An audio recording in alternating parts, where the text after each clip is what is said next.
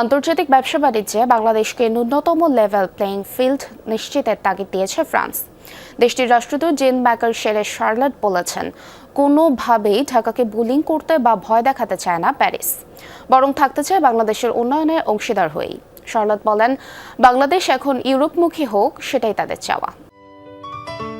Ceylon টি রপ্তানিতে শীর্ষে।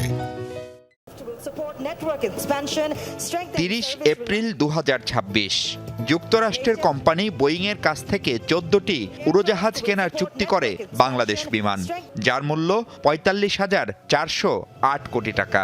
ফেব্রুয়ারিতে নির্বাচনের 3 দিন আগে দেশটির সাথে এগ্রিমেন্ট অন রেসিপ্রোকাল ট্রেড বা এআরটি সই করে অন্তর্বর্তী সরকার। এরই অংশ হিসেবে নির্বাচিত সরকারকে দায়িত্ব নেয়ার 3 মাসের মাথায় কিনতে হয় এসব বোয়িং। গেল আওয়ামী লীগ সরকারের আমলে ফ্রান্সের কোম্পানি এয়ারবাস থেকে উড়োজাহাজ কেনার আলাপ আলোচনা এগোয় অনেকটা। শেষ পর্যন্ত তা না হওয়ায় হতাশা আছে 27 দেশের জোট ইউরোপীয় ইউনিয়নের। ফরাসি রাষ্ট্রদূত বললেন, বাণিজ্যে ন্যায্যতা ও সমতা প্রতিষ্ঠার কথা।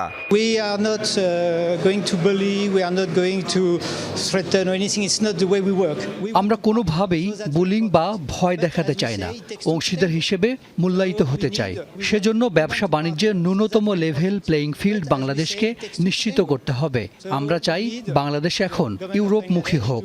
To move towards Europe. গত নির্বাচনে 200 সদস্যের পর্যবেক্ষক টিম পাঠিয়েছিল ইউরোপীয় ইউনিয়ন। এটাই সবচেয়ে বড় মিশন ছিল উল্লেখ করে গণতন্ত্র পুনঃপ্রতিষ্ঠা হওয়ায় বাংলাদেশ নিয়ে তার দেশের বিনিয়োগকারীদের আগ্রহ বেড়েছে বলেও জানান ইউরোপের এই প্রভাবশালী দূত। You are back a democratic country. You are a peaceful country. নির্বাচনের পর বাংলাদেশে গণতন্ত্র, শান্তি ও বহুত্ববাদ ফিরে এসেছে। এই অবস্থায় এখানে বিনিয়োগ বাড়াতে আগ্রহী আমাদের অনেক কোম্পানি। তাদের আকৃষ্ট করতে হবে বাংলাদেশকেই। বিডা বেশ কিছু ভালো উদ্যোগ নিয়েছে, যাতে আমরা সন্তুষ্ট।